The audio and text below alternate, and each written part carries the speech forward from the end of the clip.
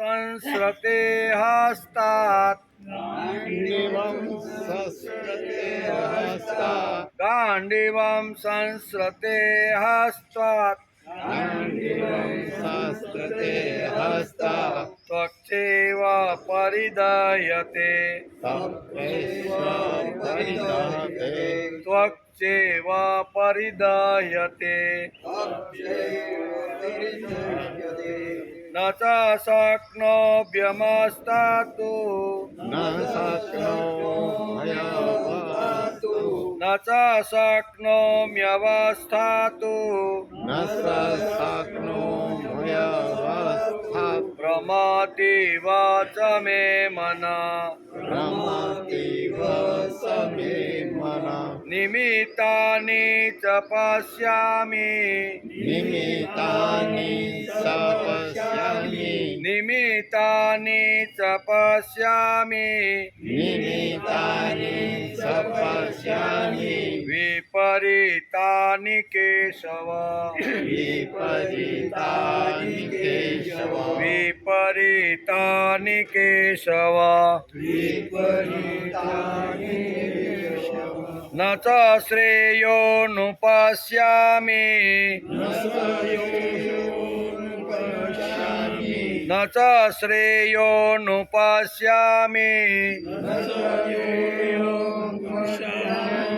हत्वा स्वजनमाहवे हत्वा स्वजनमाहवे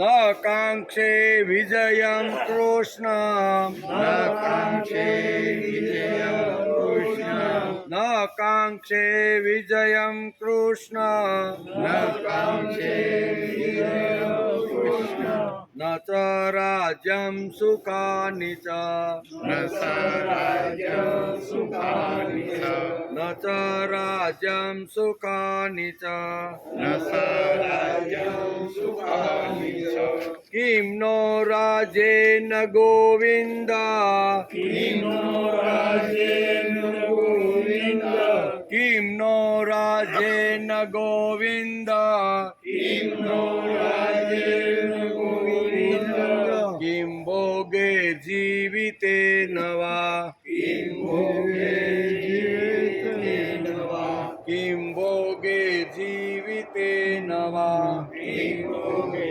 जीवितेन वा पान उल्टी रखियो येषामर्थे काङ्क्षितन्नो येषामर्थे काङ्क्षितन्नो येषामर्थे काङ्क्षितन्नो येषामर्थे काङ्क्षितन्नो राज्यं भोगा सुखानि च राज्यं भोगा सुखानि च राज्यं भोगा सुखानि च राज्यं भोगा सुखानि च त इमेव स्थिता योधे तायिमेव स्थितायुधे त इमेव स्थिता योधे तायिमेव स्थितायुधे प्राणास्त्यक्त्वा धनानि च प्राणासक्तादनानि च प्राणास्त्यक्त्वा धनानि च प्राणासक्तादनानि च आचार्या पितरः पुत्रा आचार्य पितरपुत्र आचार्या पितरः पुत्रा आचार्य पितरपुत्र तथैव च पितामहः तथैव च पितामहः तथैव च पितामहः तथैव च पितामहः मातुला श्वशुरा पुत्रा मातुला स्वशुरा पुत्र શ્યામલા સંબધિતથા શ્યામલા સંબધિતથા એતાન હન્તુમિચ્છામિ एतां हन्तुमिच्छामि दन्तोऽपि मधुसूदन दन्तोऽपि मधुसूदन अपि त्रैलोक्यराज्यस्य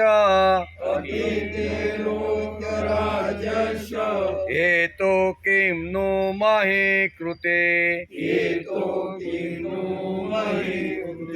निहत्य धार्तराष्ट्राणां निहत्य धार्तराष्ट्राणां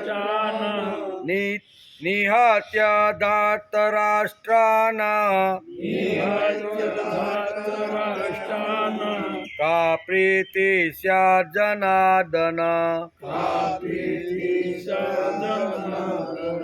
का प्रीति स्यात् जनार्दन पापमेवाश्रयेदस्मान् पापमेवाश्रयेदस्मान् अत्वेतानातितायिन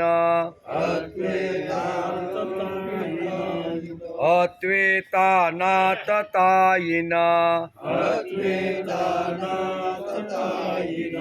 हरिः ओम् देवसुतं देवं कंसचाणूरमर्दनं देवकी परमानन्दं कृष्णं वन्दे जगद्गुरु गुरुर्ब्रह्मा गुरुर्विष्णु गुरुर्देवो महेश्वर गुरु साक्षात् परब्रह्म तस्मै श्री गुरुवे नमः नारायणं नमस्कृत्यं नरं चैव नरोत्तमं देवी सरस्वती व्यासं ततो जयमुदीरयेत्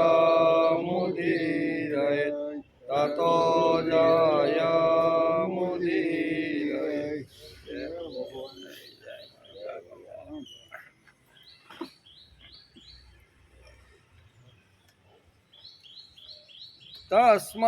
तस्मान्नाहार्यं वयं हन्तु धार्तराष्ट्रान् स्वबान्धवान् स्वजनं हि कथं हत्वा सुखिनं श्याम माधव यद्यप्येतन पश्यन्ते लोभोपहत चेतस कुलक्षय कृतं दोषं मित्रद्रोहे च पातकं कथं न ज्ञेयमस्माभिः पापादस्मान्निवर्तितुं कुलक्षय कृतं दोषं प्रपश्यन् निर्जनार्दन। આજે આપણે શ્રીમદ ભગવદ્ ગીતાની શરૂઆત કરી ચિંતનની, એનો 43મો દિવસ। ગઈકાલે આપણે 38મા શ્લોકને આપણે નમસ્કાર કર્યા। એમાં કઈ વાત હતી તો કે યદ્યપ્યેતે ન પશ્યંતી લોભોપહત ચેતસ। ભગવાન મને કંઈક કહેવાના છે એ પહેલાં અર્જુને અહીં પાણી પહેલાં પાળ બાંધી લીધી કે ભાઈ આ નિવૃત્ત જે પિતામહ ભીષ્મને દ્રોણાચાર્ય નિવૃત્તિ લેતા નથી તો તું શા માટે નિવૃત્ત લેશે, તું લડવાનું ચાલુ કર એમ ભગવાન મને કહેવાના છે। એટલે અગાઉથી એણે અહીંયા પાળ બાંધી લીધી અને ભગવાનને કહે છે કે ભગવાન લોભને લીધે આ બંનેનો વિવેક અને વિચાર લુપ્ત થઈ ગયો છે। એટલે વિવેક અને વિચાર લુપ્ત થાય અને લોભને હિસાબે જો આવે તો એને તો લોભને હિસાબે આ બધા મેદાનમાં આવ્યા છે। મારે લોભ કે મારે બીજું કાંઈ જોતું નથી એમાં આપણે ગઈકાલે વિચારતા હતા. જોકે લોભને લીધે જેમનો વિવેક અને વિચાર લુપ્ત થઈ ગયા છે એવા દુર્યોધન આદિ કૌરવો કુળનાશથી ઉત્પન્ન થનારા દોષોને તથા મિત્રોના દ્વેષ કરવાના પાપને જાણતા નથી. હું તો જાણું જ છું. આ લોકો અહીંયા મિત્ર દ્રોહથી કેવો આવી રીતનું પાપ થાય અને કુલક્ષયથી સમાજમાં કેવી પરિસ્થિતિ નિર્માણ થાય એ આ લોકો જાણતા નથી. હું તો ભગવાન જાણું છું, બરાબર ને. આવું અર્જુન અહીંયા 38મા શ્લોકમાં કહે છે, એનો આપણે ગઈકાલે વિચાર કર્યો. 38મા શ્લોકમાં અર્જુન ભગવાનને કર્મફળનું પરીક્ષણ કરીને કહે છે કે હે ભગવાન, આ કૌરવ પક્ષને યુદ્ધનું પરિણામ દેખાતું નથી. એ બધા આંધળા જ છે. કેવા કે યુદ્ધ થયા પછી શું પરિણામ આવશે એ કૌરવ પક્ષમાં કોઈને દેખાતું નથી. મને દેખાય છે. મને શું દેખાય છે કે એકવાર યુદ્ધ થાય એટલે કુળની પરંપરાનો આખો નષ્ટ થઈ જાય. કારણ કે 5 પેઢી યુદ્ધમાં આવી છે, એ 5 પેઢી ખલાસ થઈ જાય. અને મિત્ર દ્રોહ, ગમે તેવા મિત્રનો સંબંધ હોય પણ યુદ્ધ થાય એટલે દ્રુપદ અને અહીંયા દ્રોણાચાર્યનો દ્રષ્ટાંત આપીને ગઈકાલે સમજાવવાનો પ્રયત્ન. મિત્ર દ્રોહ કેવી રીતનો? ભણતા હતા ત્યારે મિત્ર, હું મારું અડધું રાજ્ય આપીશ, મીઠી મીઠી વાતો, જે 8-10 વર્ષ સાથે રહીને ભણાવીશું ત્યારે મિત્રતા બંધાઈ ગઈ. પણ જ્યારે પ્રેક્ટિકલ કરવાની આવીને રાજા બન્યા ત્યારે મિત્રતાનો અહીંયા ક્ષય થઈ જાય છે. કાંઈ કહે છે કે એકવાર જો યુદ્ધ થાય ને તો આખો કુળની જે પરંપરા છે એ બધી નષ્ટ થઈ જાય અને મિત્ર દ્રોહ થવાથી માણસને પાપ લાગે. આ 2 વાતો મને ખબર છે. સામેના પક્ષમાં કૌરવ પક્ષને ખબર નથી. તેથી હાથમાં શસ્ત્ર લઈ અને આપણી સામે લડવા માટે આવ્યા છે. હું નથી, મને ખબર છે એટલે હું નહીં લડું એમ કે આનું પરિણામ શું આવે. આવી દલીલ ભગવાનની સામે અત્યારે અર્જુન કરે છે. અર્જુન 38મા શ્લોકમાં એવું કહેવા માગતો હતો કે ભીષ્મ અને દ્રોણ મારા કરતાં મોટા હોવા છતાં નિવૃત્તની વાત એટલા માટે નથી કરતા કારણ કે તેમને કુલક્ષય અને મિત્ર દ્રોહ દેખાતો નથી. શું છે? એને આ વસ્તુ દેખાતી નથી. અને મને તો ભાઈ દેખાય છે એટલે હું તો યુદ્ધ કરવાનું નથી. હવે હું યુદ્ધ કરું એટલે આ બધા મરે એટલે કુલક્ષય થાય. કુલક્ષય એટલે મિત્ર. આ બધું વર્ણન અત્યારે અહીંયા કોણ કરે છે? અર્જુન અત્યારે આ વાત એને સમજાવે છે. લોભથી કૌરવોનું ચિત્ત મરી ગયું છે. શું કહે છે? લોભથી કૌરવોનું ચિત્ત મરી ગયું છે, તેમનું ચિત્ત હણાઈ ગયું છે, તેથી તે યુદ્ધનું પરિણામ જાણતા નથી. આમ ભગવાનને અર્જુન વારંવાર દલીલ કરતા અહીંયા 38મા શ્લોકમાં આ રીતે કહેતા, કૌરવો સાચી વાત સમજશે જ નહીં. શું છે? અહીંયા અર્જુન ભગવાનની સાથે દલીલ કરતા કહે છે કે કૌરવો સાચી વાતને સમજવાના નથી. તમે પણ વિષ્ટિ કરવા માટે ગયા હતા સાચી વાત કરવા, એ પણ એ સાચી વાત એ વખતે સમજ્યા નથી. એટલે ગમે તેટલા એની માથે તમે ધમપછાડા કરો તો સામે પક્ષ લડવા માટે આવેલા જે કૌરવો છે ને એ સાચી વાતને ક્યારેય સમજવાના નથી. કૌરવ સાચી વાત સમજશે જ નહીં. લોભિયા માણસો સાચી વાત સમજતા જ નથી. લોભી માણસ બહુ જ ભયંકર હોય છે. એનો પણ આપણે ગઈકાલે વિચાર કરતા હતા. એમ કે 7 પેઢી ખરાબ હોય તો લોભિયો પાકે. હું 7 પેઢી ખરાબ હોય ને તો લોભિયો પાકે, નકર લોભિયો ઘરમાં પાકે નહીં. 7 પેઢી ખરાબ હોય તો સત્યાનાશ થઈ જશે. એમ શ્રીમદ ભગવદ્ ગીતાના અહીંયા પ્રથમ અધ્યાયના 38મા શ્લોકમાં અર્જુન કહેવા માગે. જ્યાં લોભિયો જે ઘરમાં જે કુળની અંદર પેદા થાય ને એનો આખા કુળનો સત્યાનાશ કરી નાખે છે. દુર્યોધન અત્યારે લોભથી પ્રવૃત્ત થઈ અને યુદ્ધના મેદાનમાં આવ્યો છે. શું છે? નકર એની પાસે હસ્તિનાપુર જેવું મોટું રાજ્ય હતું તો એને કાંઈ આવી રીતે ઉણપ હતી નહીં. પણ લોભને હિસાબે જુગાર રમાડી અને અમારું રાજ્ય પણ એને હડપ કરી લીધું. આ લોભ શું કરાવે છે ને એ અર્જુન અત્યારે અહીંયા ભગવાનને સમજાવે છે કે ભગવાન, એકવાર કુળની અંદર કોઈ લોભિયો માણસ જો પેદા થાય ને તો આખા કુળને ખલાસ કરી નાખે છે. દુર્યોધન એવો લોભી છે કે જે આખા કુળનું સત્યાનાશ કાઢવા માટે બેઠો છે અને એને ખબર નથી કે આ પરિણામ આવ્યા પછી સમાજની સ્થિતિ કેવી રીતની નિર્માણ થાય. એટલે એ હાથમાં હથિયાર લઈને આવ્યા છે. ભગવાન, મને તો ખબર છે કે હું જાણું છું, મને ખબર છે, હું જ્ઞાની છું, બધું જ છું, કે કે આ પરિણામ આવી રીતનું આવવું જોઈએ. એટલે આટલા ભગવાન સાથે આ દલીલ કરે છે. 7 પેઢી ખરાબ હોય તો લોભિયો પાકે. જ્યાં લોભ આવે ત્યાં સત્યાનાશ થાય છે. બરાબર. લોભિયાની આપણે ભણતા ને નાના હતા જે લોકો ભણવા ગયા છે એને ખબર છે.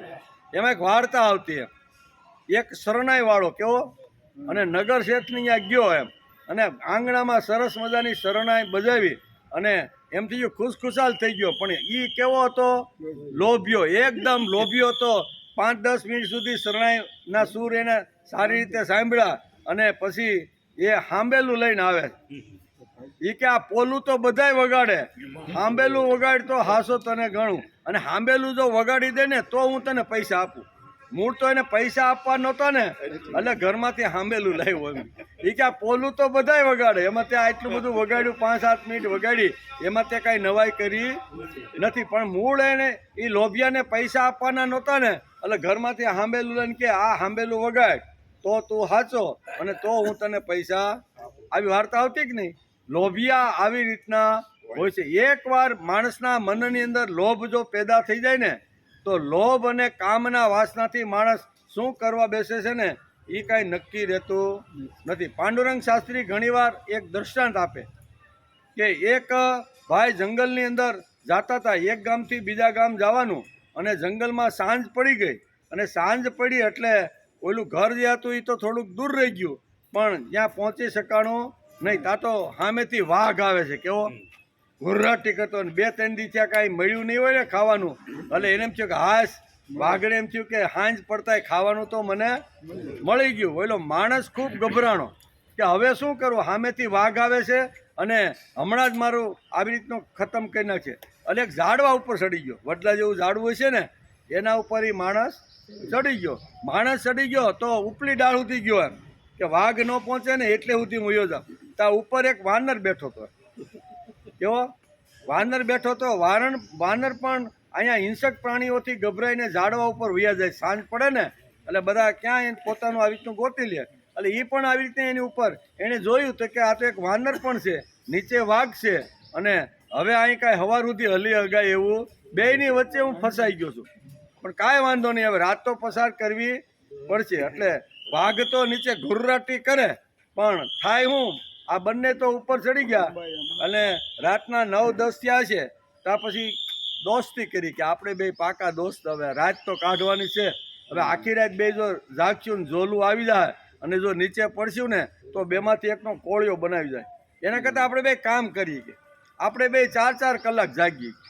શું કહેવાય, 4 કલાક હું જાગું અને તારે રક્ષણ કરવાનું, અને 4 કલાક પછી હું ઉઠી જાઉં તો પછી તારે જાગવાનું.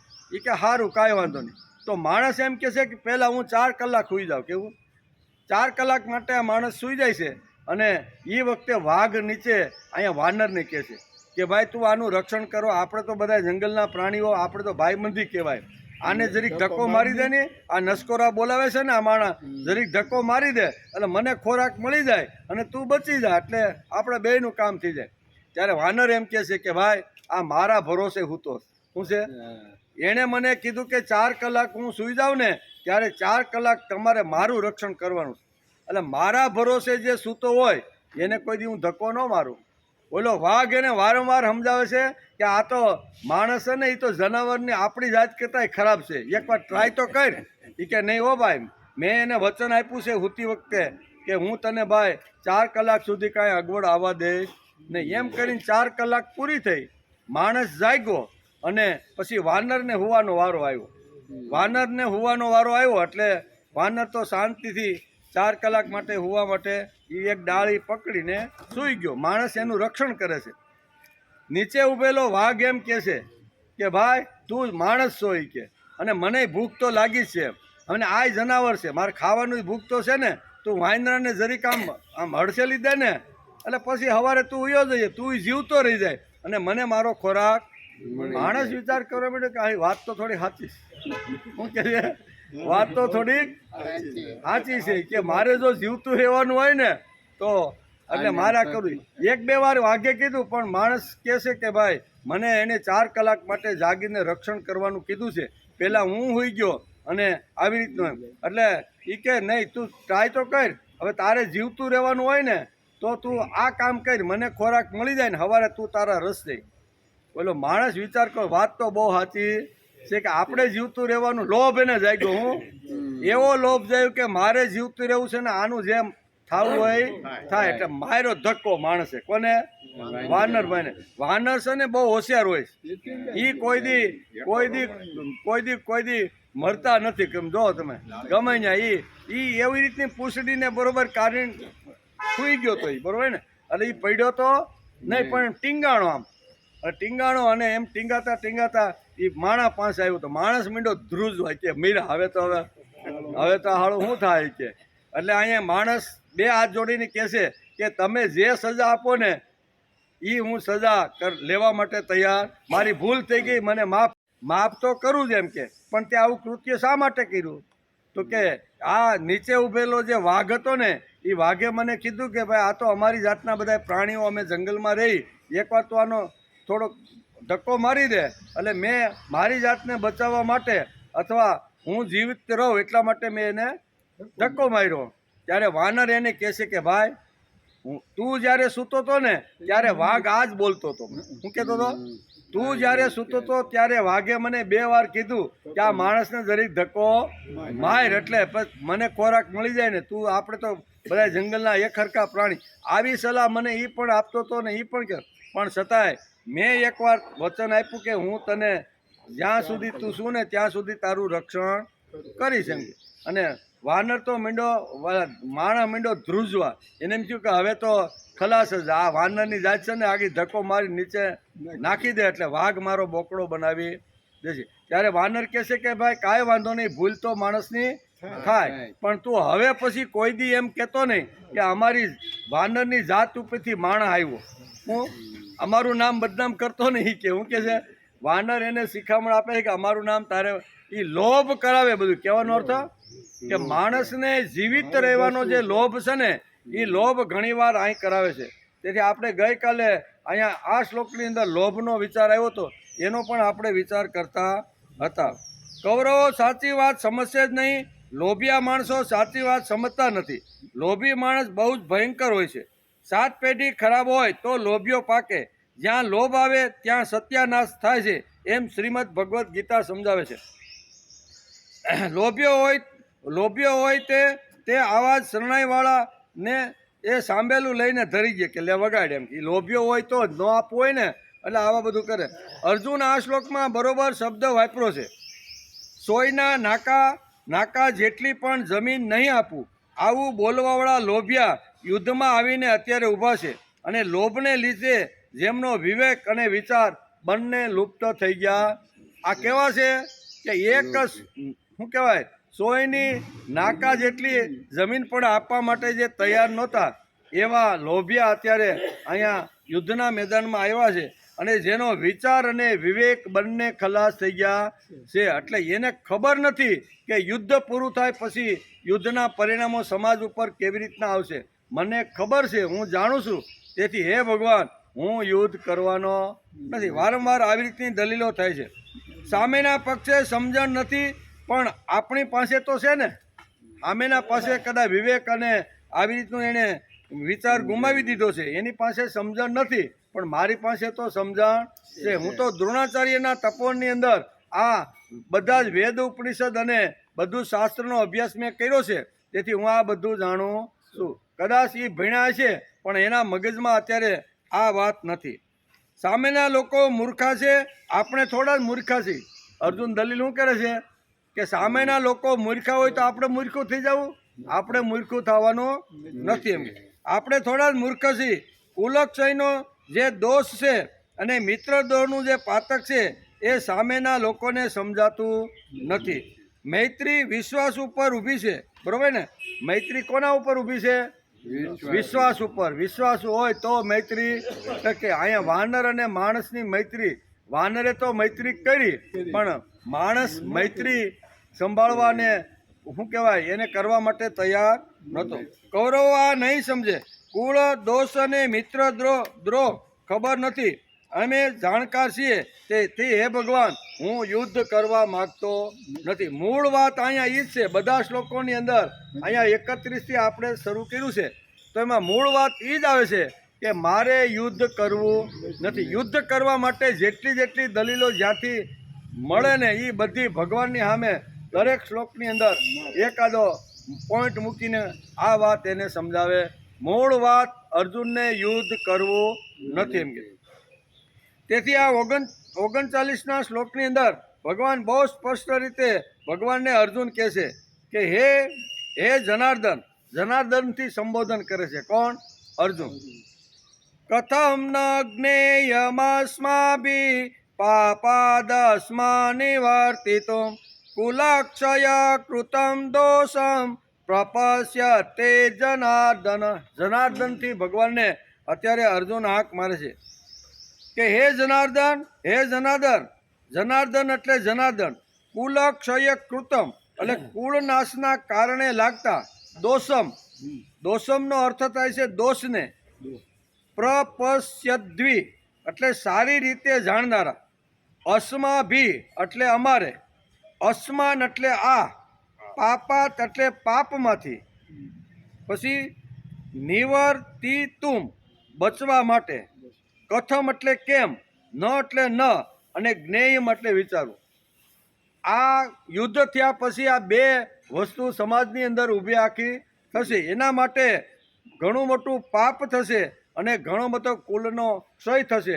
તેથી આ જે વિચારતા નથી એ બધા પાપીઓ છે. આજે વિવેક અને અહીંયા કહે છે કે વિચાર ગુમાવીને લુપ્ત કરીને કૌરવો આપણી સામે ઊભા છે.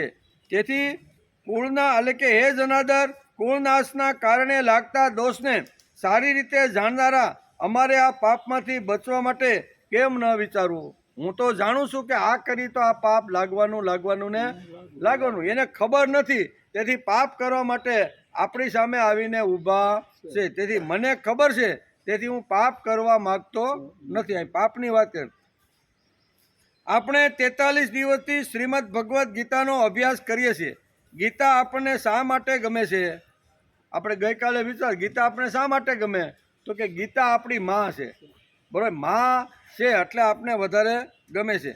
પાપીમાં પાપી મનુષ્ય પણ જો ગીતા માતા પાસે આવે તો માં ગીતા તેનો તિરસ્કાર કે ઉપેક્ષા ન કરતા તે પોતાની પાસે લઈને હું પણ પ્રેમ ભાવ આપે છે. ગમે તેવો દુરાચારી હોય, ગમે તેવો પાપી હોય, ગમે તેવો તિરસ્કૃત થયેલો સમાજની અંદર માણસ હોય, પણ એનું ગીતા માતા ક્યારેય અનાદાર કે ક્યારેય તિરસ્કાર કરતી નથી. એમ કે એકાદ દુષ્ટ માનવને કુટુંબના લોકો ઘરમાંથી બહાર કાઢી શકે, સમાજના લોકો તેનો બહિષ્કાર કરી શકે, એકાદ રાજા તેને દેશ નિકાલની સજા ફરમાવી શકે, પણ ગીતા માતા આવા કોઈ દુરાચારી કે આવી રીતના ખૂનીને આવી રીતનો કરતો નથી. એને તો પાસે લાવી એને પંપાળી પોષી અને ધર્માત્મા બનાવવાનો પ્રયત્ન ગીતા માતા કરતી નથી. આપણે ઘણીવાર કહીએ ને, કુટુંબની અંદર કદાચ એક મંદબુદ્ધિનો બાળક જો આપણા ઘરમાં આવ્યો હોય અથવા હેન્ડીકેપ કોઈ બાળક આપણા ઘરમાં જન્મ્યું હોય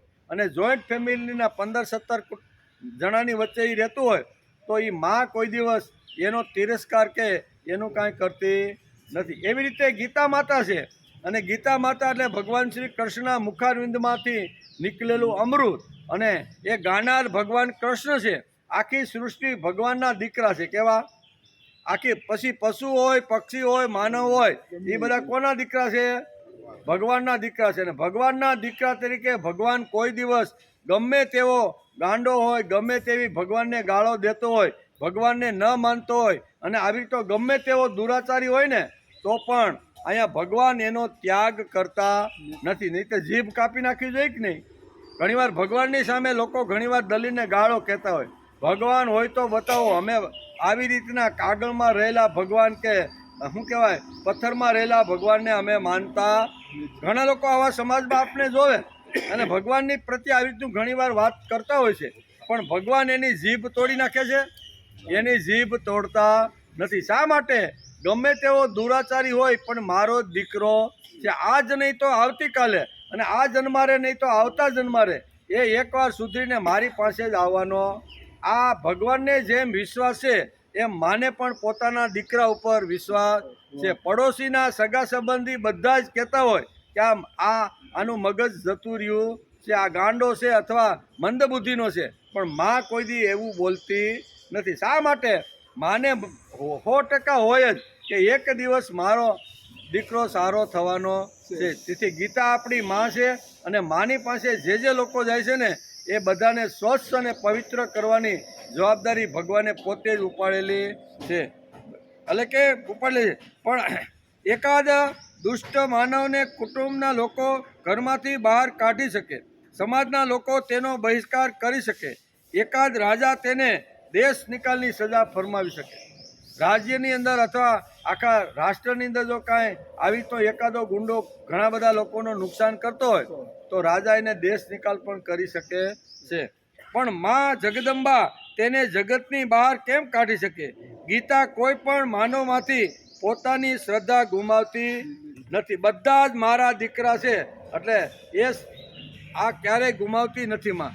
તેથી જ અહીંયા બહુ સરસ રીતે અર્જુન ભગવાન સાથે દલીલ કરે છે કે ભગવાન આ લોકોને તો ખબર નથી, ભલે ઉંમરમાં મોટા છે અને તમે એમ કહેવાના છો કે પિતામહ ભીષ્મ અને દ્રોણાચાર્ય મોટી ઉંમરના હોવા છતાં એણે નિવૃત્તિ લીધી નથી. નહીંતર નિવૃત્તિ લઈ અને યુદ્ધના મેદાનમાં આવડા મોટા લોકોએ આવવું જોઈએ.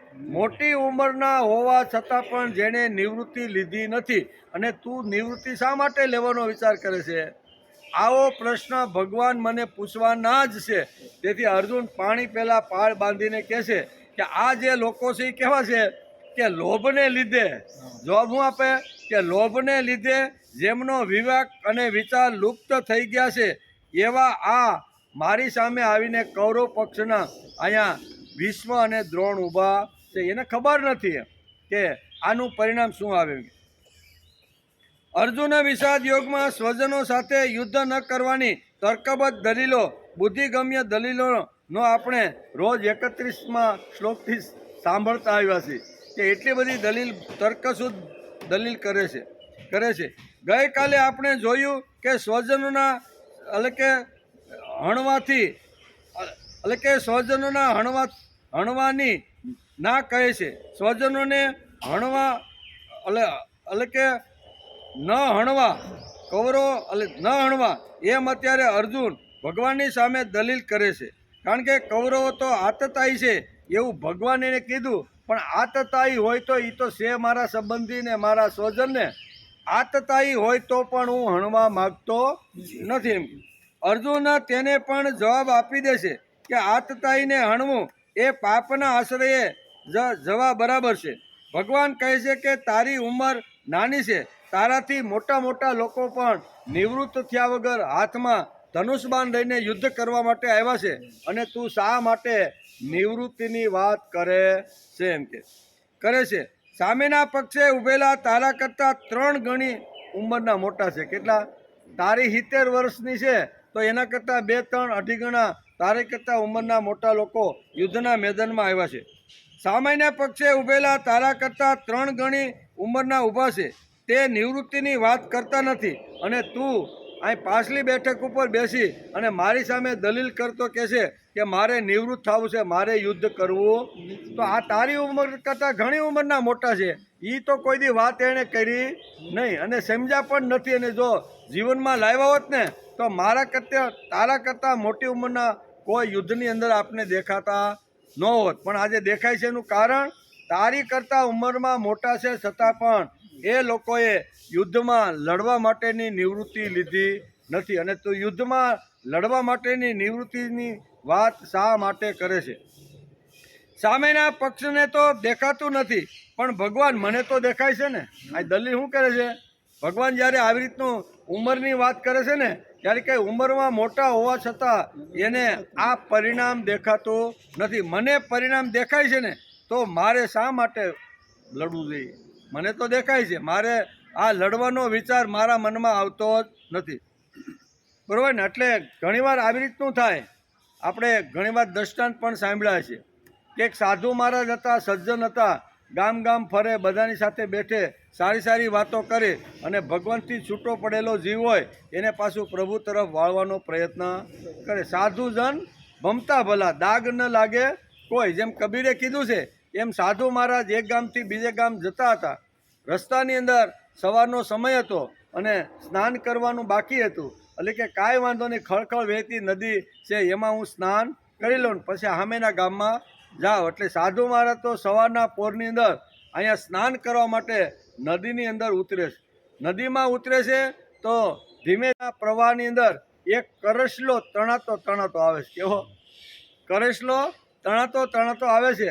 એટલે મહારાજ એમ થાય કે આ બચવા માટે ધમપછાડા કરે છે. પ્રવાહ એટલો બધો છે કે પ્રવાહ એને તાણીને ક્યાંનો ક્યાંય લઈ જશે. એટલે આ સાધુ મહાત્મા હતા ને એ બહુ સાત્વિક હતા, સજ્જન હતા અને આ જીવ દયા આવી રીતની કરવાવાળા હતા. એટલે કોઈ જીવની હિંસા ન કરે, અહિંસક હતા.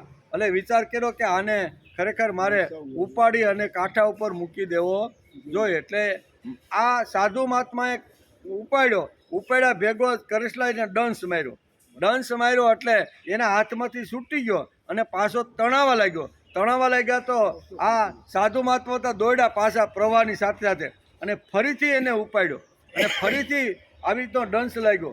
આવી રીતનો 3-4 વખત આવી રીતનો દંશ લાગ્યો અને સાધુ મહારાજ એને બચાવવાનો પ્રયત્ન કરે છે અને પેલો એને વારંવાર દંશ મારવાનો પ્રયત્ન કરે છે. ત્યાંથી એક બહુ વયોવૃદ્ધ માણસ ત્યાંથી પસાર થયા કે સાધુ મહાત્મા શું કરો છો? તો કે જોની આ કરસલાને બચાવવા માટે કરું છું, પણ તમારો હાથ તો એ કે લોહી લુહાણ થઈ ગયો છે કે તમે વારંવાર તમને જો એ દંશ મારતો હોય ને તમે એને બચાવવાનો પ્રયત્ન કરતા હોય તો તમારે હવે એને છોડી દેવો જોઈએ.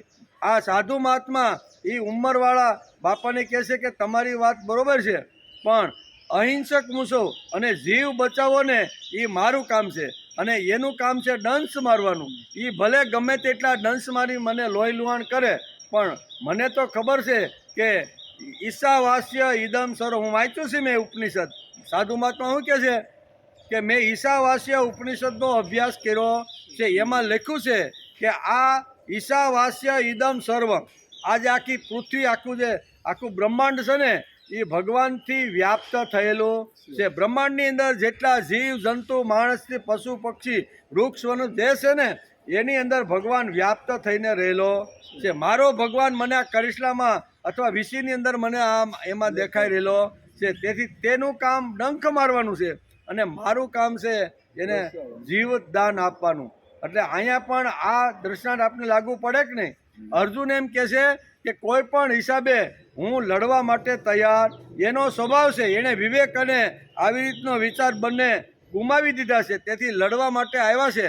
અને મારો તો એવી રીતનું છે કે લડાઈ કર્યા વગર જ મારે આ બધાને જીવિત રાખવાના છે. મારે મરવું પડે તો હું કીધું ને કે મારે મરવું પડે તો હું મરવા માટે તૈયાર છું. એ લોકો જો શસ્ત્ર લઈને સામે આવશે તો ભગવાને એને કીધું એમ હાલ તું નિવૃત્ત થઈ જા, તું આ પાછલી બેઠક ઉપર બેઠી ગયો, પણ એ થોડા કાંઈ નિવૃત્ત થવાના છે.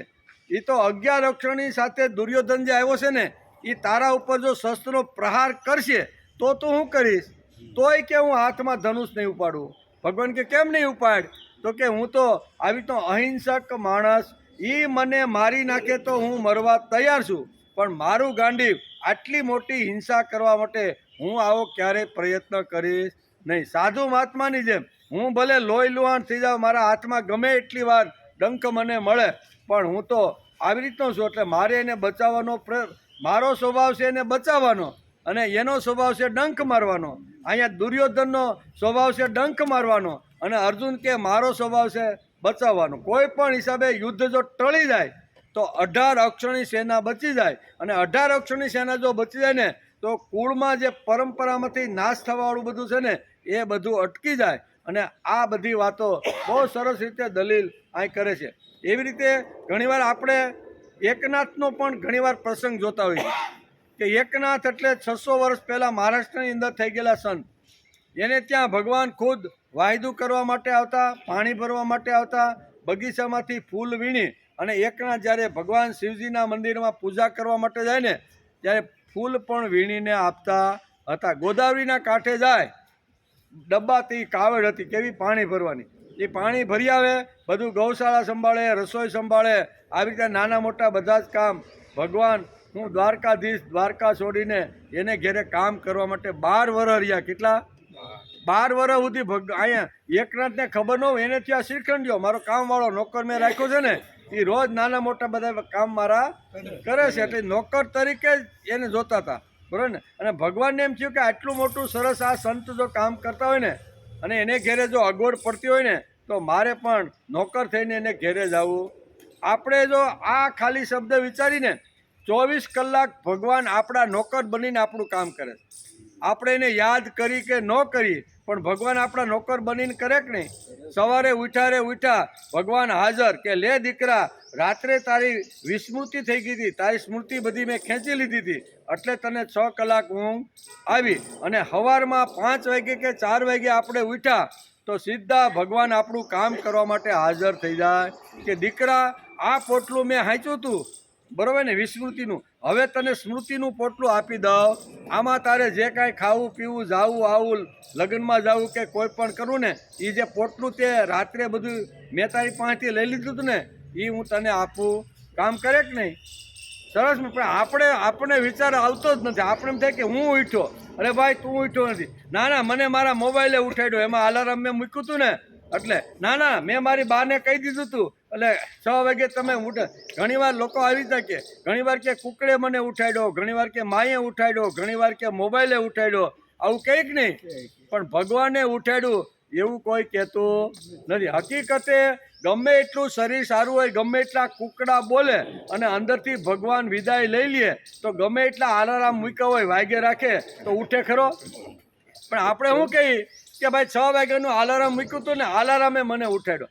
અલાર્મ ભાઈ તને ઉઠાડતો નથી. અંદર રહેલી કોઈ ચૈતન્ય શક્તિ છે ને એ તને ઉઠાડે છે.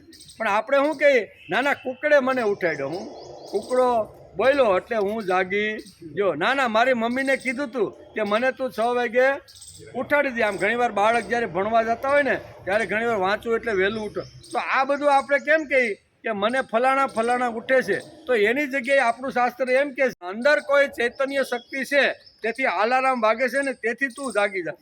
અંદર ચૈતન્ય શક્તિ બેઠી છે તેથી કુકડાનો અવાજ આપણે સાંભળીએ અને આપણે એમ કહીએ ના હવે પ્રભાત થઈ ગયું છે.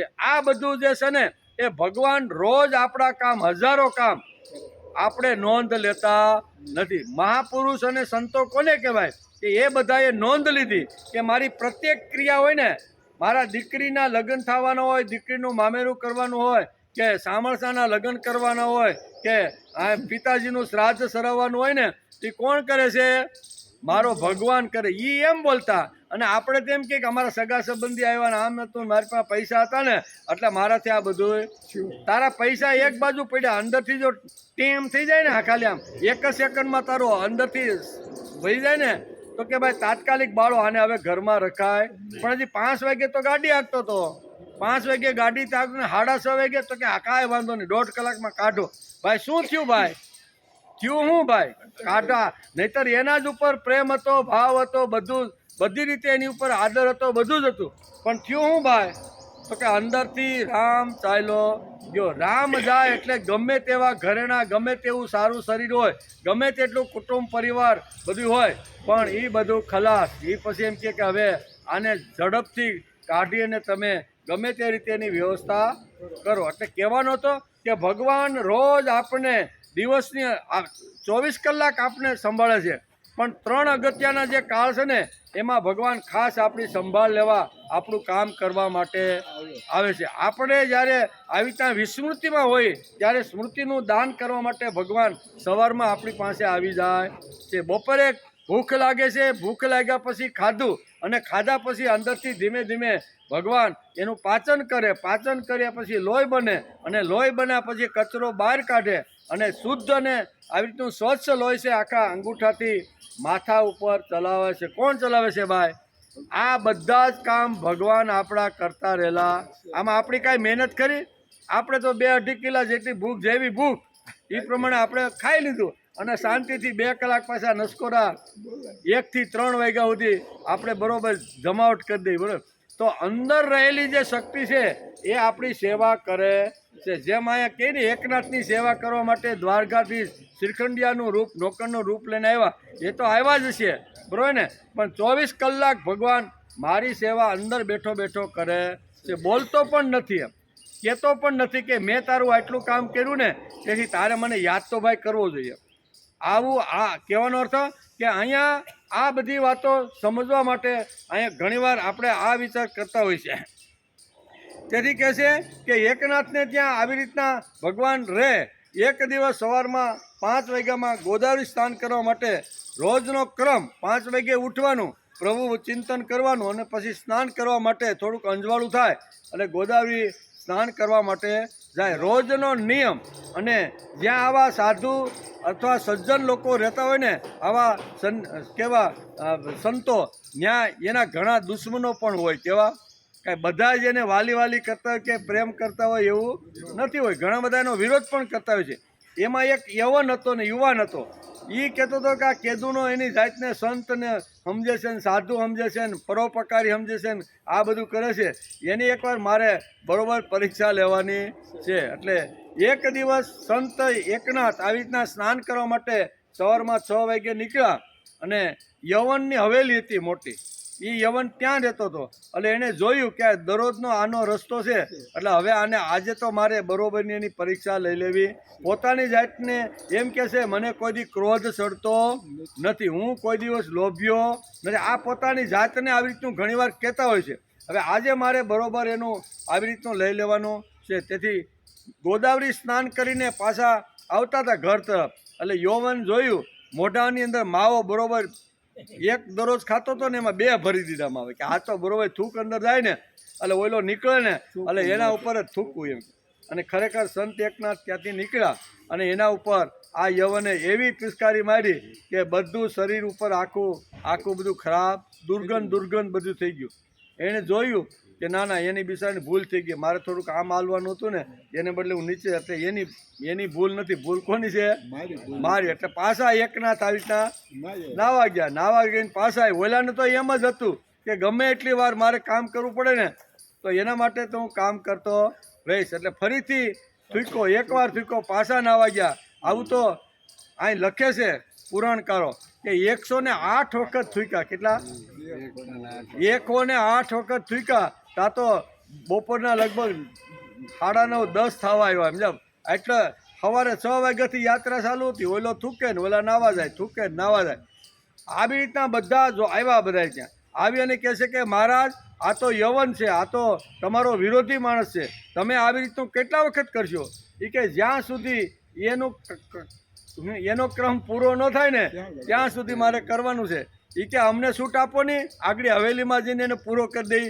એ કે ના ના તમે પૂરો કરો તો હું કાંઈ નથી કરી શકું એવો નથી. ગુરુના આશ્રમમાં હું જ્યારે ભણતો ને, જનાર્દન સ્વામી મારા ગુરુ છે, અને ગુરુના તપોવનમાં હું જે વખતે એકનાથીએ ભણતો ને એ વખતે ગુરુ દર ગુરુવારે અહીંયા વનની અંદર તપસ્યા કરવા માટે, ધ્યાન ધરવા માટે વયા જતા અને એ જવાબદારી આખી મારા ઉપર હોપતા હતા. અને એ ગુરુવારે ત્યાંનો એ યવન હતો, ત્યાંનો જે રાજા હતો, એને એમ થયું કે આજે જનાર્દન સ્વામી નથી ને તો આપણે હુમલો કરીને આની પાસેથી બધું ધન ઝૂંટવી લઈ. અને એ ખરેખર સૈન્ય લઈને યવન આખો આવે છે અને જનાર્દનના આશ્રમ ઉપર આવી ચડાઈ કરે છે. એકનાથને ખબર પડે છે કે આપણા આશ્રમને લૂંટવા માટે કોઈ આવ્યું છે, ગુરુદેવ તો નથી. બરોબર ને? શું કરવું? એટલે શસ્ત્રાગરની અંદર ગયા. મોટા શસ્ત્રો બધાએ હથિયારો રાખ્યા હતા ને, એમાં આ એકનાથ યુવાની બરોબર પરિપક્વ યુવાની અને અંદર ગયા અને બધા શસ્ત્રો ધારણ કરી અને એકલા હાથે આટલા મોટા ટોળાને એકલા હાથે મહાત કરીને પાછું ભગાડી દીધું. એટલે હું આ તો મચ્છર કહેવાય છે, પણ ના એનું કામ એને કરવા દો. અને પછી તો યવન એના પગમાં પડે છે કે મારી ભૂલ થઈ ગઈ. કહેવાનો અર્થ કે સમાજની અંદર આવી રીતની ઘટનાઓ ઘટતી હોય છે અને કોઈ સંત હોય, કોઈ સાધુ જ હોય તો એને પણ ઘણીવાર લોકો હેરાન કરવા માગે કે આ પોતાની જાતને સમજે છે કે હું ક્રોધ કરતો નથી, મારા જીવનમાં ક્યારેય લોભ આવ્યો નથી. ક્રોધ અને લોભ આવા મારા આવું ઘણું કહેતા હોય છે, તો આજ મારી એની પરીક્ષા કરવાની છે. એટલે કહેવાનો અર્થ કે યુદ્ધ કર્મનું પરીક્ષણ કરવાનું અર્જુને શરૂ કર્યું. પરીક્ષણ કરતાં અર્જુનને ખબર પડી કે યુદ્ધ કરવાથી દોષ અને પાપ બંને લાગે છે. શ્રીમદ ભગવદ્ ગીતા કર્મનું ખૂબ જ મોટું પરીક્ષણ કરે છે. 2 વાતો, કુલક્ષય અને મિત્રદ્રોહ, આ 2 વાતો પરીક્ષણ પછી અર્જુનને સમજાણી. તેથી યુદ્ધ નથી કરવું એમ ભગવાનને વારંવાર દરેક વખતે જ્યારે દલીલ કરે છે ત્યારે ના પાડે. આ દોષ એટલે કે આ દોષ પાપ લાગશે તે ખબર નથી. સામાન્ય એટલે એમાં 3 વાતો આવે છે. સામાન્ય માણસ હોય છે એને ખબર નથી, અજાણતા ઘણીવાર પાપ થઈ જતું હોય છે. અજાણતા આપણી વાર થાય ને, તેથી આપણે શ્લોક બોલીએ છીએ. કયો? શિવ મહિમનો સ્તોત્રનો શ્લોક છે ને, કરચરણ કૃતમ વા કાયજમ કર્મજમ, કે હે ભગવાન, અમારા કરથી, જાણતા અજાણતા, વાણીથી થાય, કરથી થાય, ચાલવાથી થાય, બોલવાથી થાય, આવા અનેક પ્રકારનો જાણતા અજાણતા હે ભગવાન અમારાથી પાપ થઈ જતા હોય છે. તેથી તમે અમારા બધા જે પાપો છે ને એની તમે અમને ક્ષમા કરો. બોલીએ કે નહીં? કરચરણ કૃતમ વા કાયજમ કર્મજમ વા શ્રવણ નયન જમ વા માનસં વા પરાધમ વિહિતમ વા સર્વમેત ક્ષમસ્વ. જય જય કરુણાબ્ધે શ્રી મહાદેવ શંભો.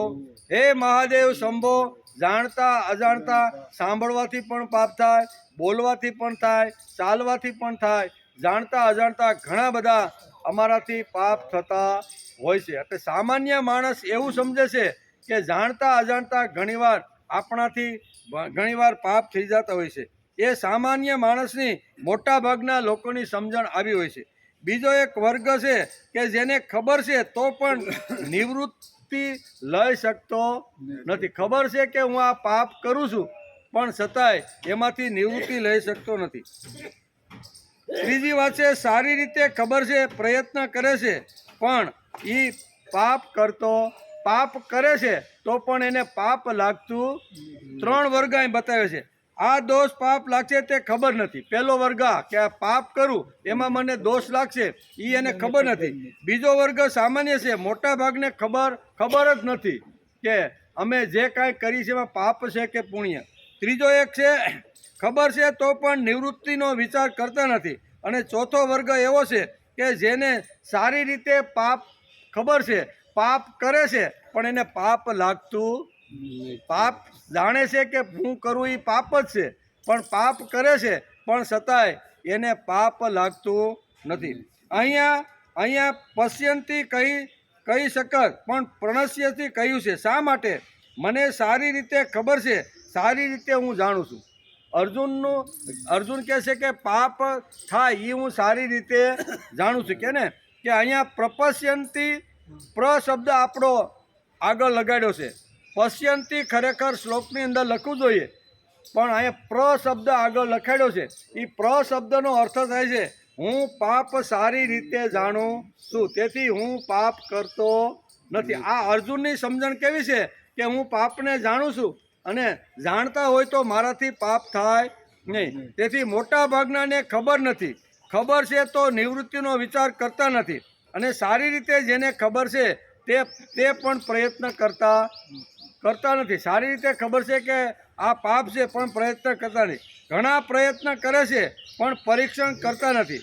બસ આટલું માણસને ખબર પડે તો સંપૂર્ણ દોષ ખબર પડે. આ દોષ જો ખબર પડે તો જ મુમુક્ષુ બની શકાય. અર્જુન ભગવાન પર દાવો કરે છે કે કુલક્ષય અને મિત્રદ્રોહ સારી રીતે ખબર છે. એની શું દલીલો છે? સારી રીતે આ બંને મને ખબર છે. ભગવાન પાપ કરે છે, પણ ભગવાનને પાપ લાગતું નથી. આવી દલીલ, તમે તો ભગવાન છો, તમે તો સૃષ્ટિનું સર્જન કર્યું છે. આખી સૃષ્ટિને જો ખલાસ કરવાની હોય તો પાપ જ કહેવાય ને. પહેલાં તો ઊભી કરવાની, પછી એનું પોષણ કરવાનું, અને જરૂર પડે તો એનો પ્રલય કરવાનો. એટલે પ્રલય કરવો એ તો પાપ જ છે, પણ છતાંય તમને લાગતું નથી. અમે તો સામાન્ય માણસ છીએ. અર્જુન શું કહે છે કે તમને કોઈ દિવસ પાપ લાગતું નથી. શા માટે? તો કે તમે ઉત્પત્તિ, સ્થિતિ અને લય કરવાવાળા ભગવાન છો. ભગવાન જો આ કૃત્ય કરે તો એને પાપ લાગે નહીં. હું તો સામાન્ય માણસ છું ભાઈ, એટલે મારાથી આ પાપ થાય નહીં. આવી રીતની દલીલ અત્યારે અર્જુન ભગવાનની સામે કરે છે. પણ પાણીનો ટાઈમ થઈ ગયો એમ વિઠ્ઠલભાઈ કહે. ભગવદ્ ગીતા અર્જુન વિષાદ યોગ પ્રથમ અધ્યાય અને 39મો શ્લોક. 39મા શ્લોકની અંદર અહીં કહે છે, કથમ ન જ્ઞેય મસ્માભી પ્રપશ્યંતી જનાર્દન. જનાર્દન નામ પોકારીને અર્જુન અત્યારે ભગવાનને અહીંયા હાક મારે છે. કે હે જનાર્દન હવે અર્જુન પોતાની વાત કહે છે. હું જનાર્દનને હવે પોતાની વાત કહે છે કે દુર્યોધન વગેરે પોતાના કુળના નાશથી થનારા દોષને અને મિત્ર દોહથી થનારા પાપને નથી જોતા. તો પણ અમારે કુળનો નાશ થવાથી થતી અનર્થની પરંપરા જોવી ન જોઈએ, જેનું વર્ણન અર્જુન આગળ 40મા શ્લોકથી 44 શ્લોકમાં કરવાનો છે. એનો વિચાર આપણે આવતીકાલથી કરવાનો છે, બરાબર. પણ અહીંયા વાત ચાલે છે કારણ કે અમે કુળનો ક્ષય થવાથી થનારા દોષને પણ સારી રીતે જાણીએ છીએ અને મિત્રોની સાથે દ્રોહ, વેર ઝેર, રાગ દ્વેષથી થનારા પાપને પણ સારી રીતે જાણીએ છીએ. જો એ મિત્રો અમને દુઃખ આપે તો તે દુઃખ અમારા માટે અનિષ્ટ કરનારું નથી. એવું અનિષ્ટ કરનારું નથી એમ કે આટલે સુધી અર્જુન, કારણ કે દુઃખથી તો અમારા પૂર્વના પાપોનો નાશ થશે, અમારી શુદ્ધિ થશે, પરંતુ અમારા મનમાં દ્રોહ, વેરભાવ થશે તો તે મરણ પછી પણ અમારી સાથે રહેશે અને જન્મ જન્માંતર સુધી અમને પાપ કરવા પ્રેરણા આપતો રહેશે, જેથી અમારું પતન જ થશે. એવા અનર્થ કરનારા અને મિત્રો સાથે દ્રોહ પેદા કરનારા આ યુદ્ધરૂપી પાપથી બચવાનો વિચાર કેમ ન કરવો જોઈએ?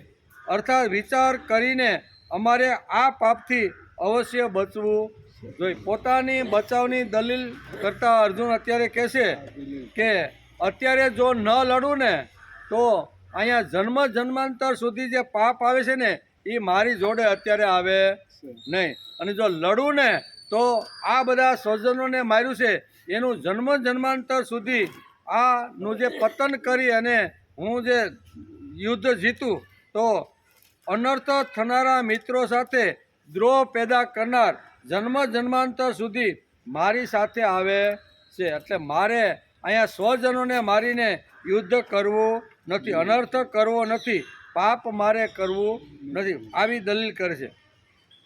અહીં અર્જુનની દ્રષ્ટિ દુર્યોધન વગેરેના લોભની તરફ તો જઈ રહી છે, પરંતુ એ પોતે કૌટુંબિક સ્નેહ મોહમાં બંધાઈને બોલી રહ્યો છે. એ બાબત પર એમની દ્રષ્ટિ નથી જઈ રહી. આ કારણથી તેઓ પોતાના કર્તવ્યને સમજી રહ્યા નથી.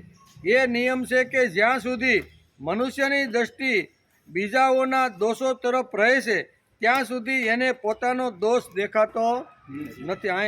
અહીંયા બહુ સરસ રીતે સમજાવે છે કે માણસની દ્રષ્ટિ બીજાના દોષ જોવા તરફ રહે પણ પોતાનો દોષ એને દેખાડતો. ઓલી આંગળી છીંદ કે ફલાણો ભાઈ ખરાબ, એટલે 3-4 તો તારી પાસે જ આવી, એના કરતાં 3 ગણો તું ખરાબ છો, પણ પોતાનો દોષ ઢાંકે અને બીજાના દોષનું વર્ણન કરે. એટલે કે અહીં આ કારણથી તેઓ પોતાના કર્તવ્યને સમજી રહ્યા નથી. એ નિયમ છે કે જ્યાં સુધી મનુષ્યની દ્રષ્ટિ બીજાઓના દોષ તરફ રહે છે ત્યાં સુધી તેને પોતાનો દોષ દેખાતો નથી. અત્યારે અહીંયા કૌરવ સમક્ષ વાત કરી કે એના દોષ એને દેખાતા નથી, બીજાના જોવે છે. ત્યાં સુધી પોતાનો દોષ એને દેખાતો નથી. ઉલટું એક પ્રકારનું અભિમાન આવે છે કે એમનામાં તો આ દોષ છે પરંતુ અમારામાં આ દોષ નથી.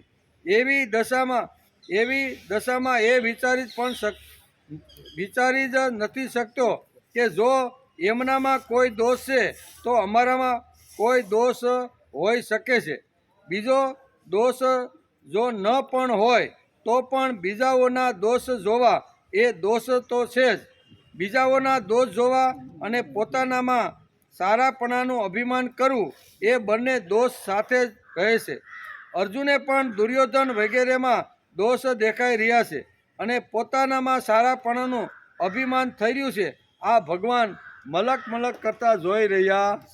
હાથમાં લગામ છે, અર્જુન દલીલ કરે છે, પાછલી બેઠક ઉપર બેસી ગયો છે અને દલીલ આ બધી આવી રીતની દુર્યોધનના દોષ, એનો દોષ વર્ણવ્યો ને કે એના મનની અંદરથી અથવા એના વિચારોની અંદરથી એવો લોભ જાગ્યો છે કે જેથી અમને મારવા માટે તૈયાર થઈ ગયા છે. એટલે એ બીજાના દોષ તરફ અત્યારે અર્જુનની દ્રષ્ટિ ગઈ છે. એટલે ભગવાન કહે છે કે જેમ બીજાના દોષો જોવાની માણસે જેમ ટેવ છે ને એમ પોતાની અંદર પણ ઘણા બધા દોષો હોય છે, એવું અહીં ભગવાનને કહેવું. ભગવાન કે કાંઈ વાંધો નહીં, તને અત્યારે કૌરવ પક્ષના જો દોષ દેખાતા હોય ને તો અહીંયા મને પણ મારામાં પણ એટલે કે તારામાં પણ ઘણા બધા દોષ છે, પણ એ તને દેખાતા નથી. એટલે આ બધી વાતો છે. બીજી વાત છે કે અર્જુન અહીંયા શબ્દ વાપરે છે પ્રપશ્યંતી, એટલે સારી રીતે જોવું. પ્રપશ્યંતીનો અર્થ થાય છે સારી રીતે જોવું, ખૂબ ઊંડાણથી જોવું, સમજણ સ્પષ્ટ કરીને જોવું. અર્જુન કહે છે કે હું ખૂબ સારી રીતે આ બધું જોઉં છું કે એકવાર લડાઈ થાય, યુદ્ધ થાય, એટલે એમાં આ બે પરિણામો હું સારી રીતે જોઉં છું. કયા બે પરિણામ? તો કે કુળનો નાશ થાય એનાથી દ્રોહ ઉત્પન્ન થાય, અને મિત્ર દ્રોહ કરવાથી પાપ ઉત્પન્ન થાય છે. આ હું સારી રીતે હું જોઈ રહ્યો છું. ઘણા જોવે છે પણ ઘણીવાર ઉપલસરી દ્રષ્ટિથી જોતા હોય છે. ઘણા જોવે છે પણ જોયા પછી એના કૃતિની અંદર આવતું નથી. કોઈ ખાડામાં પડ્યો હોય, ઘણીવાર રસ્તા ઉપરથી આપણે નીકળી જોવે છે ખરો, પણ અહીંયા એને બહાર કાઢવાનો પ્રયત્ન કરતા જોવે છે. ઘણા જોઈને ચાલ્યા જાય છે. આવું બધું તો છે. અહીંયા શબ્દ વાપરો છે પ્રપશ્યંતી, સારી રીતે જોવું, ખૂબ ઊંડાણથી જોવું. બરાબર, ખાલી જોઈને ચાલતું થવાનું નથી. શા માટે પડ્યો છે, આ દુઃખી શા માટે થાય છે, એ દુઃખનો આવી રીતનો જે દર્દી છે એને માટે મારે શું શું કરવું છે, આ ઊંડાણથી જોવાની વાત અર્જુન અત્યારે ભગવાનને કરે છે. હું ખૂબ ઊંડાણથી અત્યારે જોઉં છું, હું ખરેખર સમજણ મારી સ્પષ્ટ કરીને જોઉં છું. અર્જુન કહે છે કે હું ખૂબ સારી રીતે જોઉં છું. અર્જુન ભગવાનને કહે છે કે હે જનાર્દન, અહીંયા ખાડો છે તે મને સ્પષ્ટ રીતે દેખાઈ રહ્યો. યુદ્ધ લડું અને એની અંદર આવી રીતની ઘટનાઓ ઘટે તો એ ખાડો છે, અને ખાડો હું સારી રીતે જોઈ રહ્યો છું. એ મને સ્પષ્ટ રીતે દેખાય છે. અર્જુનનું લોજિક તો જુઓ. બરાબર, અર્જુન આવી રીતનું ભગવાનની સામે લોજિક વાપરવાનો પ્રયત્ન કરે છે. તમાકુ, ગુટકા, બીડી, માવા, ફેફસા, બરોબર, આ બધું માણસ ખાય ત્યારે એને ખબર જ છે કે ફેફસાની અંદર અસર થવાની છે, કિડનીની અંદર અસર થવાની છે, શરીરના કોઈ પણ ભાગમાં ગમે ત્યારે કેન્સર, આ બધા વ્યસનોથી થવાના. જોવે છે કે નહીં? જોવે છે, ખાય છે. ઉપર હાથમાં જે વખતે પડીકી ખરીદે ને એમાં તો વીસી બધું લખ્યું હોય, ઘણું બધું લખ્યું હોય. એ બધું જોવે છે, જાણે છે, ખોલે છે અને પાછો ખાય છે. એટલે સારી રીતે એ નિરીક્ષણ કરી શકતો, જોવે છે ખરો પણ જીવનમાં લાવી શકતો નથી. અર્જુનની ભગવાનને આ જ દલીલ છે. ઘણા જોવે છે પણ એ જીવનમાં લાવી શકતા નથી. એને ખબર છે કે આ કરવાથી શું પરિણામ આવે, એ પરિણામની પણ એને ખબર છે, પણ છતાંય કરતા રહેલા છે. એટલે કે તમાકુ, ગુટકા, બીડી, માવા એ ફેફસાથી, એટલે કે ફેફસા બધું હેડવી નાખે છે, કિડની ઉપર એની સીધી અસર કરે છે. સારી રીતે જાણતા નથી તેથી એ ખાય છે. જાણે છે પણ સારી રીતે જાણતા, એક સારો શબ્દ આગળ લખે, સારી રીતે જાણવું. અર્જુન ભગવાન ઘણા લોકો જાણે છે કે આ જાણવાથી આ થાય છે પણ છતાંય ખાય છે. એનો અર્થ કે સારી રીતે જાણી શકતા નથી. હું જે આ ખાઉં છું ને એ મારા શરીર ઉપર તો અવયવોને અસર થવાની, બીજી અસર મારા ખિસ્સાને થવાની, ત્રીજી અસર હું યુવાન વયના અંદર આ ખાતો જો મરી જાય ને કેન્સર થાય ને તો ઘર ઉપર પણ, બાળકોને, સ્ત્રી ઉપર એની અસર થવાની ને. આ બધું જાણે છે પણ છતાંય માણસ એમાંથી બહાર નીકળવાનો પ્રયત્ન કરતો નથી. ભગવાનની એટલે કે અર્જુનની અત્યારે આ દલીલ છે.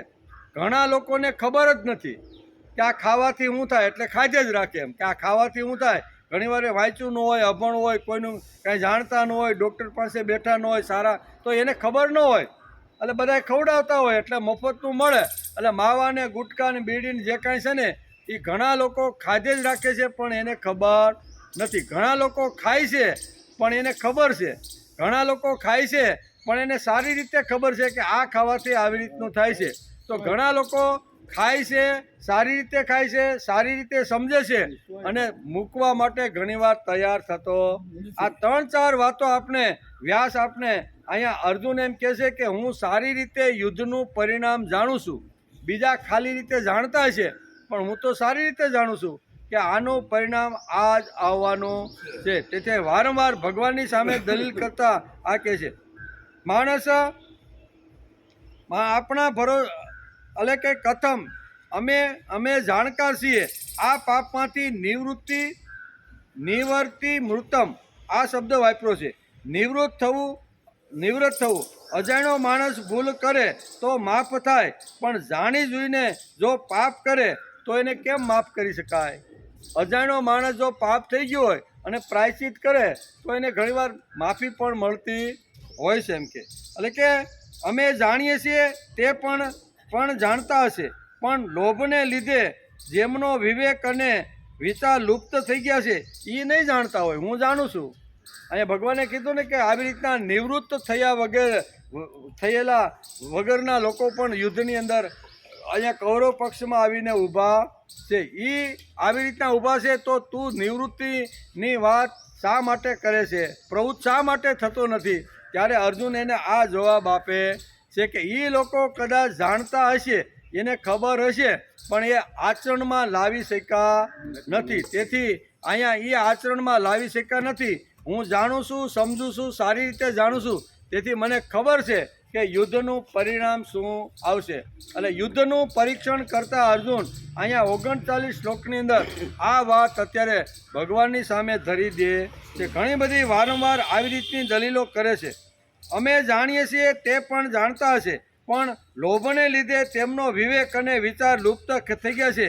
તેથી તે આચરણમાં લાવી શક્યા નથી અને તેથી હાથમાં હથિયાર લઈ અને આપણી સામે યુદ્ધના મેદાનમાં આ લોકો આવીને ઊભા છે.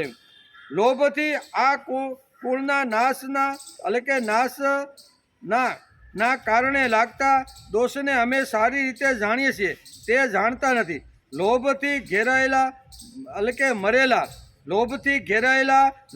મરેલા કૌરવો આ જાણતા નથી, પણ અમે ખુલ્લી આંખે હું અત્યારે જોઈ રહ્યો છું કે યુદ્ધનું પરિણામ આ જ આવવાનું છે. આ લોકો લોભી છે, મરેલા છે, જાણવા છતાં આચરણમાં લાવી શકતા નથી. તેથી હું યુદ્ધ કરવા માટે તૈયાર નથી. આપણે પણ સમાજની અંદર ઘણી બધી એવી વાતો છે આપણે જાણતા હોઈએ, સમજતા હોઈએ, આ કરવાથી આ શરીર ઉપર અથવા સમાજનું નુકસાન થાય છે, પણ છતાંય એ માણસ પ્રવૃત્તિમાં રહેશે, એ માણસ કરતો જ રહેશે.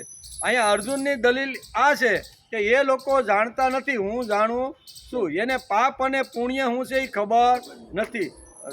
શું કહેવાય કે એને અનર્થ યુદ્ધથી કેવી રીતનો થાય એ બરોબર જાણતા નથી. હું જાણું છું. તેથી આ શ્લોકની અંદર મુખ્ય દલીલ એની આ જ છે કે એ જાણતા નથી અને હું જાણું છું.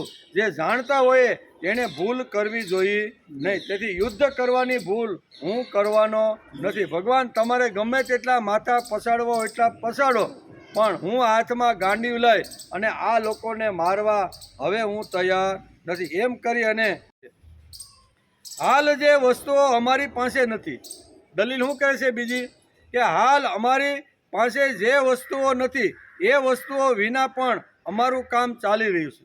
આ 13 વર્ષ સુધી ક્યાં અમારી પાસે વૈભવ હતો, બંગલા હતા, મોટરો હતી, ગાડી હતી, નોકરો હતા કાંઈ? આ ભગવાનને શું દલીલ કરે છે કે અમારી પાસે 13 વર્ષ સુધી અમે જંગલમાં રહ્યા, 1 વર્ષ અજ્ઞાત રહ્યા, ત્યારે અમારી પાસે કાંઈ વૈભવ હતો નહીં, પણ અમે 13 વર્ષ સારી રીતે જીવ્યા કે નહીં? એટલે વૈભવ હોય તો જીવી શકાય એવું નથી. યુદ્ધ કર્યા પછી તમે એમ કહો છો કે તને હસ્તિનાપુરની ગાદી મળવાની છે, કારણ કે અહીંયા કીધું ને કે હતો વા પ્રાપ્યસી સ્વર્ગ જીતવા વા ભોક્ષમય તસ્માદ ઉત્તિષ્ઠ કોંતેય યુદ્ધાય કૃત નિશ્ચય. આ તમે વાત કરો એ બરોબર છે. શું કહે છે ભગવાન? એને કહે છે કે હતો વા પ્રાપ્યસી સ્વર્ગ, કે હે અર્જુન તું લડતા જો મરી જઈશ ને તો તને સ્વર્ગ મળશે. હતો વા પ્રાપ્યસી સ્વર્ગ, હતો એટલે મૃત્યુ પામવું. લડતા યુદ્ધના મેદાનમાં જો તું મૃત્યુ પામીશ ને વચ્ચેથી ને તો તારા માટે સ્વર્ગના દરવાજા ખુલ્લા છે. બીજું અહીંયા ભગવાન એને એ કહે છે કે હતો વા પ્રાપ્યસી સ્વર્ગ જીતવા વા ભોક્ષમય, અને જીતીશ ને તો તો હસ્તિનાપુરનું રાજ્ય તારા હાથમાં આવવાનું. બે હાથમાં લાડવો છે. લડતા લડતા મરીશ તો સ્વર્ગ, અને લડતા લડતા જીતીશ તો હસ્તિનાપુર તારા હાથની અંદર, એ ગાદી તારા હાથમાં આવવાની છે. એટલે હતો વા પ્રાપ્યસી સ્વર્ગ, જીતવા વા ભોક્ષમય, હસ્તિનાપુરની ગાદી. તસ્મા યુધિષ્ઠ કોંતે યુદ્ધાય કૃત નીચે, તારા જેવા માટે યુદ્ધ ઇજ કલ્યાણ છે. માટે ઉઠ, ઊભો થા અને લડવા માટે તૈયાર થા. ત્યારે ભગવાનને અર્જુન આ દલીલ કરે છે, મારે હસ્તિનાપુરનું પણ રાજ્ય જોતું નથી. એ લોકો મને મારે ને તો પણ હું મરવા માટે તૈયાર છું. યુદ્ધ કરી અને મને પૃથ્વી, આકાશ અને સ્વર્ગનું 3 પ્રકારના રાજ્ય મળે ને તો પણ મારે જોતવા. આવી જબરજસ્ત દલીલો અત્યારે કરે છે. એમાં એક દલીલ આ કરે છે કે હસ્તિનાપુરના રાજ્ય વગર, વૈભવ વગર, સંપત્તિ વગર બધું અમે સુખ સારી રીતે 13 વર્ષ ભોગવું કે ન ભોગવું? આ ભોગવું. એમ કે જાય કે હાલ જે વસ્તુઓ અગાઉ અમારી પાસે નહોતી, એમ પહેલાં અમારી પાસે હતી નહીં, અને પછી જ્યારે ખબર પડી કે પાંડવો બળ્યા નથી, પણ એ તો જંગલમાં હેમખેમ બારા નીકળી અને એક આવી રીતના કુંભારને ત્યાં આવી રીતના રોકાણા. એટલે અહીંયા પછી પિતામહ ભીષ્મ કહે છે કે ભાઈ આ ખબર પડી છે તો હવે ધૃતરાષ્ટ્રને કે બોલાવવા માટે તું મોકલ, અને મોકલ્યા અને આવ્યા, અને પછી ખડબસડાવાળી જમીન આપી કે નહીં, ભાગ પાડ્યા કે ભાઈ હવે તો 2 ભાગ તો પડવા જોઈએ. એટલે કે અમે જ્યારે આવી રીતના જંગલની અંદર આ લાક્ષાગ્રહમાંથી જ્યારે બળી ગયા, અને બળી અને અમે આવી રીતના જંગલમાં ભોંયરા દ્વારા અમે જ્યારે બહાર નીકળી અને એક કુંભારના ઘરના અંદર રહ્યા, અને ત્યાં પણ અમે સુખી હતા. અહીંયા ધૃતરાષ્ટ્ર અમને બોલાવવા માટે આવ્યો, એટલે અમે પાછા 5 પાંડવો હસ્તિનાપુર આવ્યા, અને હસ્તિનાપુરમાં બેઠક થઈ, અને બેઠકની અંદર અમને ખરબસડી અને જ્યાં કાંઈ બિયારણ વાવ્યા પછી ઉગે નહીં ને એવી જમીન આપી, પણ છતાંય અમે સુખી હતા.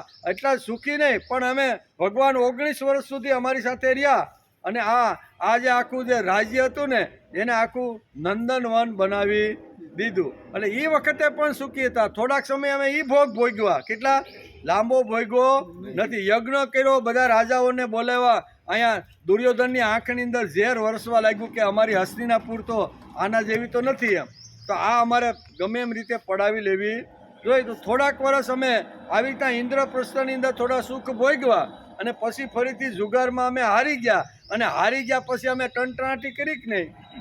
તો અમે આવી રીતના હસ્તિનાપુર અને આવી ઇન્દ્રપ્રસ્થ વગર પણ જો અમે જીવી શકતા હોય તો આને મારીને અમારે આ બધું કાંઈ જોતું. આવી દલીલ અત્યારે આ શ્લોકની અંદર બહુ સરસ કરે છે કે વસ્તુ વગર પણ અમે સુખી રહી શકીએ સહી. એમ કે અમે સારી રીતે જીવી રહ્યા છીએ, પરંતુ એ વસ્તુઓ જ્યારે અમને મળ્યા પછી છૂટી જાય. મળી, બરાબર ને, રાજ્ય મળ્યું, એને આખું ઇન્દ્રપ્રસ્થ બનાવ્યું, અને મળ્યા પછી છૂટ્યું કે નહીં? છૂટી પણ ગયું.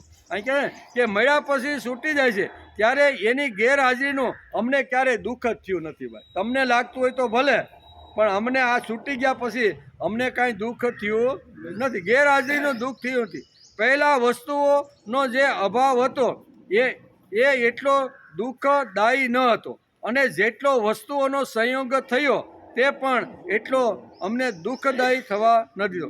આવું હોવા છતાં પણ મનુષ્ય પોતાની પાસે જે વસ્તુઓનો અભાવ માને છે તે વસ્તુઓને પોતે લોભને લીધે મેળવવાની ચેષ્ટા કરે છે.